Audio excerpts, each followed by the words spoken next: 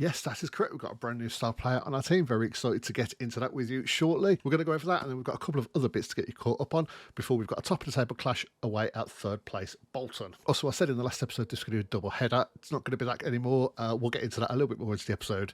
But I suppose, minor spoilers, just turns out Southend are bottle jobs. But yeah, that's 2 teasers in the intro to an episode. That seems like far too many. Let's stop faffing around and let's just get into it.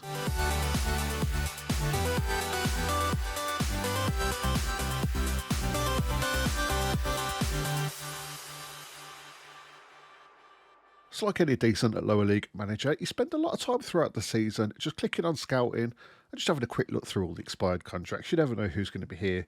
There could be an absolute gem. Quite often there's absolute nobodies that are any good. And you do actually tend to, throughout the season, know who a lot of these players are or what they're like at the very least. But sometimes you scroll through the list and someone just jumps out at you and you think, he has never been here before. And, like someone who's just about lowered their expectations to the point that they're willing to come to you. So with that, welcome our new member of the squad, Joe Bellingham. Obviously, it's not Jude, which would be the ideal situation. I mean, this might mean more to me than it does to you guys, being a Birmingham City fan myself. Both of the Bellinghams came through the Birmingham City Youth Academy and are very well regarded by all Birmingham City fans. Joe Bellingham is obviously not quite as good as his Real Madrid playing brother, but he does come in as our new best centre midfielder. He is incredible for our level. Shamal Casanova is probably our next best, attacking midfielder, or Mazzala, something like that. Jude has just got him comfortably beaten. Vision, not quite as much, but everything else, comfortably beaten. Attributes, just look at that. It's all going Jude's side. Very determined. For us to have a player that is majority yellow stats, including pretty much 2 full columns. I'm quite annoyed his jumping reach isn't, at least like 12 or so, just to really round that out. But for us to have this many yellow stats, it really does show how far we're coming. Because when I'm signing players, I am still very much in the opinion of just look at the highlighted stats for what we need for the position we're in. Everything else doesn't really matter at this point. But for us to have Joe Bellingham here, who is a comfortable half-star better than any other midfielder, which is already, I believe, midfielder and striker are our 2 strongest positions, and midfielders just got a hell of a lot stronger. I think Bellingham's at Sunderland in real life now, but he basically went to Tottenham in this save, 8.25 million, and has made 11, appearances in the Premier League? As well as a loan spell at Blackburn where he made 16. So he is definitely more than good enough for League One level. This is actually the lowest he's ever dropped. And I think I did actually try to get him on loan when he was at Tottenham because I've got this link with them. But he was deemed too good to come down to us. Obviously, we're flying a little bit now in comparison to that. He's worth 7.6 to 8.4 million. It's just none of this makes sense. He's only on £1,000 a week. I did have to throw in quite a few of the bonuses, including a £1,000 appearance fee. So I suppose technically he's on sort of £1 to £4 a week, depending on how things go. He can't be registered into the transfer window, I believe. Well, it's not letting me register him at least, but that's only a week or so away, so I think he's going to miss 3 games. When we put in an offer for him, QPR and Bradford both also came in. They were offering him more money. I think everyone was offering below 2,500, I'm going to say. I think it was like upper 1,000 for one of them and low 2,000s for another. But QPR and Bradford are actually both in League One with us, and we're top of League One, so I'm going to assume that was a deciding factor. It's a bit weird Birmingham City didn't go back in for him. Maybe he's not good enough for them. But yeah, absolutely buzzing about this. So yes, welcome to the club, Job. But anyway, let's get on with the catch-up. We've only had 4 games, I believe, since you were last here, with that 2-0 victory over Arsenal. And things have been going pretty well. A 5-0 victory over Shrewsbury, 2-1 Swindon, 1-0 Plymouth, and a 3-3 to Oxford. Let's go through some of these games. The first of which we'll go over the 5-0 victory over Shrewsbury. This was a pretty straightforward victory, to be honest. There wasn't a whole lot of jeopardy in it. We went 1-0 up in the 5th minute here as the ball come back out to, is it Rob? Yep, and he gets it inside to Casanova, puts it into the bottom right corner, no problem. Fantastic start. Before, just after half-time, Bojan gets the ball in again. Oh no, it comes out and goes round to Achinga here. He puts it to Casanova, who slots it in the bottom left. Before coming down this left side once again, Bojan puts it forward for O'Neill to run on for. He gets it inside of Barbrook this time, slots it into the bottom left. A lot of bottom corners for us in this game. And then 72nd minute, 73rd, Barbrook coming forward. Managed to cut the ball back to Casanova, who rockets it in at the top left this time to complete his hat-trick. And then in the 90th minute, Ball comes to Casanova once again, gets it to O'Neill, lays it off to Munro, and a very odd little bounce around there. But Munro reacts quickly and volleys it sort of into the bottom corner. Either way, it was a fantastic finish. It was a fantastic game. We absolutely dominated this match, and it was a lot of fun to watch, to be honest. Next up, we had this Swindon game. This match was originally going to be the one that I shown you, but I sort of realised I'd have to show you just key highlights, which is like doing a full match, because the match itself was absolutely mad. It was just constantly back and forth. There was chances all over the place. It really should have been about 5-5, to be honest. It felt like the XG disagrees with that. The XG says it was pretty much as it should have been. But yeah, this game was absolutely crazy. We ended up winning 2-1. Kevin O'Neill's goal got cancelled out by Soji, and then it says own goal, but you know what? Let's just watch this one goal. It wasn't really an own goal, to be honest. Unless, is that a defender or is it the goalkeeper? Yeah, oh, yeah, it's the defender. So it got saved onto the defender, I guess, here. Yeah, here. It's a very unlucky thing to happen. You can't really blame him for that, I suppose. But yeah, it was a very good victory regardless for us. Then we had a 1-0 victory over Plymouth. This was a very even game, to be honest. We messed up big time at the end, as you can see from the XG. I think that was a 1-on-1 that got saved, and then the open net got missed. But overall, we definitely deserved the win. We played very dominantly. We just couldn't really finish anything. But luckily, a 26-minute goal with Achinga made a difference, even though, Kevin O'Neill's goal got ruled out very soon after. And that brings us on to the Oxford game, where I honestly was losing my mind for a good chunk of it.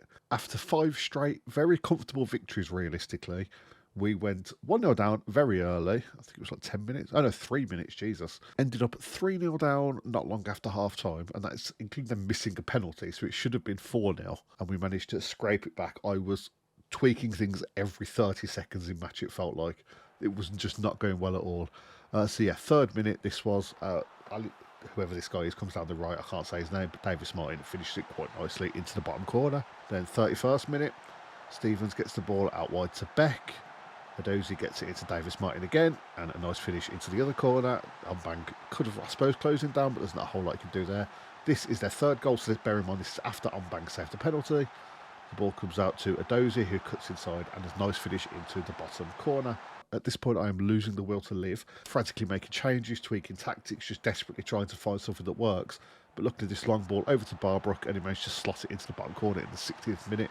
It was a nice little comeback into the game, and it stayed 3-1 until the 80th minute here, where a long ball over from Bailey to Galbraith basically finishes in the exact same way. And then in the 87th minute, my desperation last substitute of Scott Mullin, the ball comes over and he gets his bounce on it, knocks it over the keeper. Barden having an absolute nightmare there, but we managed to salvage a point. And then just to throw insult to injury with how that's gone, after Ombang made a fantastic save for the penalty, he got injured again, fractured wrist, and he's out for 2 to 4 weeks. So absolutely gutted about that. That's a huge problem for us. So it looks like we've basically got Jardine again until the middle of January, which means he's going to be in goal for the Arsenal game probably, unless we bring in another goalkeeper in early January, which is definitely a possibility at this point. I might look for a short-term loan just to see, because I mean, I do like having Jardine as a backup, but a goalkeeper that could take on a Premier League team, he is definitely not. He has still got potential. He's only 18, so having him in and around the squad is great, but oh boy, he is going to struggle for that Arsenal game, and I do think we could end up getting battered because of it. But yeah, so that brings us to today's game. We're going to do the Bolton game. So we were also going to do the 3rd round match against Southend, but Gillingham beat them in the round, which was massively unexpected. Southend are competing with us at the top of League 1, Gillingham are League 2, and it was a 3-1 victory to Gillingham, which is a little bit crazy. Did Southend not part of first time team squad? I say that, I only know one Southend player, but no, Dackers didn't play, so that might explain why there wasn't goals. But yeah, Gillingham managed to win that, so I am not doing this match because I feel like we should beat them. We're doing well in League 1. I mean, Southend also thought like they could beat them, but I'll put out a pretty good squad. So that means after the Bolton game here, I will do the next 5 games off camera, and then we will do the Arsenal game in the Cup, because obviously that's a big one. So yeah, I don't think I've got anything else to get you caught up on. We're going to go forward to... Oh, actually, I say we're going to go forward. The match is right now, so let's have a look at what we're going to do with our squad. So I think this is how we're going to line up. I will say we are really struggling with injuries at the moment. Ombang's out for 2 to 4 weeks. Nathan Hughes is going to be out for 5 weeks to 2 months. Daniel Rigg is 8 days, 1 to 3 weeks, let's say. Kevin O'Neill is out for pretty much a week and a half at least. Then you've got Bellingham and Pert Harris unregistered for another week. I'm going to hope that Jardine is not going to get injured during this match. And I'm going to assume that looking at him, probably most of our players could do the job if that's what we're working with here. So yeah, we have got Jardine in goal. We've got Wilson, Edgerton, O'Connor and Wintersgill across the back. Foyer defensive mid. Bojan, Casanova, Mazalas, Achinga in front of them, and Cadamartri and Barbrook up front. I will say everyone is on a heavy workload pretty much. I've subbed out a couple of players, like Griffiths, Galbraith and that, just because we had good options to step in and take their place. But after this game, we have got a couple of matches where we can sort of rotate resting a few of our good players before the Gillingham and Arsenal matches, which I think is going to be more than good enough, as well as obviously bringing a few people back. And maybe swapping out a couple of the people who don't play for new signings, who knows. Right, anyway, let's get into the match. I'm sure the recent praise is justified.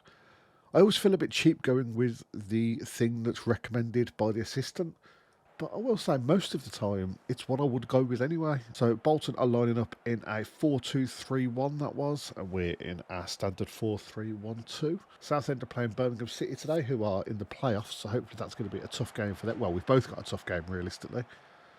O'Connor gets the ball in midfield. Edgerton looks to start and move. Foyer bringing it forward. Gets it out to Wilson.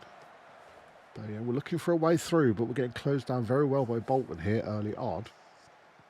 Edgerton, just don't lose it here. Okay, I didn't think anyone was over there then. I was losing my mind. Christy Wintersgill comes forward down the right. O'Connor, Wintersgill. Come on. Something's got to happen here. We've got a highlight going. Wintersgill comes forward, finds the ball through to Casanova, comes this time to Barbrook and he hits the post. Only gets it cleared as far as Wilson. Could we bring it back? No, we can't. The highlight finishes. That was such a slow build-up, but was very nearly worth the wait. Oh, Birmingham City have just gone 1-0 up against Southend United. I didn't say Arsenal then. Oh, never mind. Marcus Dackers is on the case. Not a whole lot happening. We've still only had that one highlight. We haven't had a shot on target yet, despite having the slightly better XG. Let's drop a quick demand more, try and get the players a bit more fired up. Oh, Achinga hates me. That's always good. It's going to be one of those games where I have to swap him and Casanova around potentially, because this is not looking great for us. But we have got a last highlight before half-time. A long goal kick from Bolton. Hodden looks to bring the ball forward. Bowers gets it out to Samuels. Can he put a cross? No, he's not putting a cross in. They're taking their time as well here. Ball comes out to Hume. That's a wild shot. It's rare that there's a shot completely uncontested that I am not in the slightest bit scared of. But we've got another highlight. Foyer's got a free kick in the 42nd minute pretty much. It comes into Bojan. No. Edgerton collects it. We come back out to Foyo. Try to put up another attack. Oh, Bojan! Bojan blasts it into the left side of the net, from outside of the area. What a shot. That was a rocket. Does a little dance. Does a little samba. Roger Miller over there. That was Roger Miller's celebration, I think. Legendary. Edgerton collects it here. That was a very patient play. I definitely was worried that every time Edgerton's got the ball at his feet in an attacking position, I worry that things are going to go badly for us. But yeah, that is half-time. That's 1-0. That is a hell of an XG chart. That's what happens when you hit the post in like the 3rd minute, was it? And then do absolutely nothing until the 42nd. Okay, I'm pleased with how you dominated possession. Everyone looks good. I wish you'd done a bit more with the possession, but I didn't actually check how player ratings are getting on. Let me just double check that.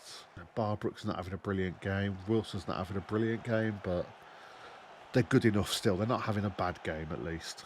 Bolton have made a few subs, or 3 subs.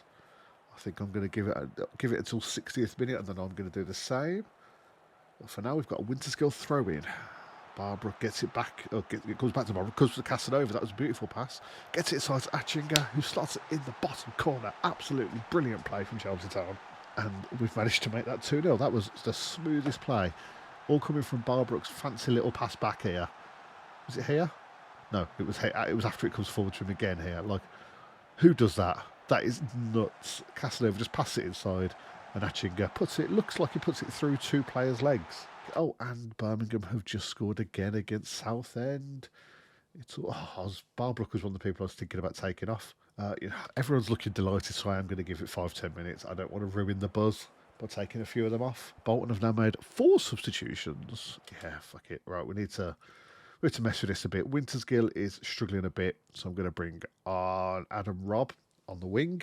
I am also going to bring on Chelmsley for Roger Wilson, just because they're the most tired players we had on the pitch. Barbuck is struggling a bit, but he's also having a pretty good game. No, you know what? Barbuck off. We're going to bring Munro on. He was fantastic in the last match. A couple of moments of magic shouldn't sway the opinion on how Barbuck's been playing overall.